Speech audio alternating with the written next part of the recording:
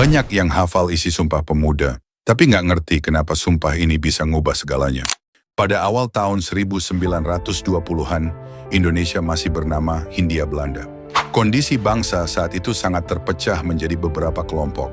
Setiap daerah memiliki organisasi pemuda sendiri, masing-masing berjuang untuk kepentingan daerahnya sendiri. Sementara itu, pemerintah kolonial Belanda sengaja menerapkan politik divide et impera, adu domba, agar rakyat Hindia Belanda tidak bersatu.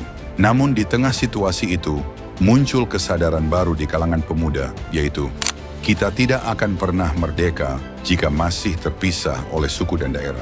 Tahun 1926, muncul sekelompok pelajar dari berbagai daerah yang membentuk organisasi bernama PPPI, Perhimpunan Pelajar-Pelajar Indonesia. Dan pada akhirnya, Kongres pertama digelar pada tahun 1926. Namun hasilnya belum memuaskan karena masih ada perbedaan pandangan yang masih kuat. Ada yang ingin fokus pada budaya, ada pula yang takut jika pembahasan terlalu politis.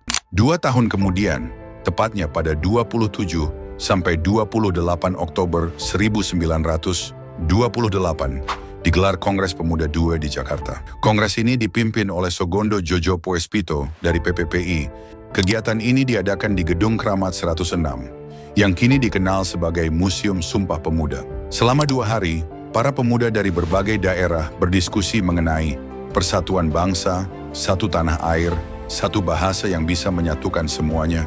Gagasan itu dianggap berani pada masanya. Pada akhir Kongres Pemuda kedua, seorang pemuda bernama Wage Rudolf Supratman memperdengarkan lagu ciptaannya, Indonesia Raya, untuk pertama kali. Lagu tersebut dimainkan dengan biola tanpa lirik. Setelah itu, seluruh peserta berdiri dan mengucapkan ikrar bersama yang kemudian dikenal sebagai Sumpah Pemuda. Walau Indonesia belum merdeka secara politik, para pemuda telah bersumpah untuk bersatu secara jiwa dan tekad. Sumpah Pemuda menjadi pondasi utama yang akhirnya mengantarkan bangsa Indonesia menuju proklamasi kemerdekaan tahun 1945.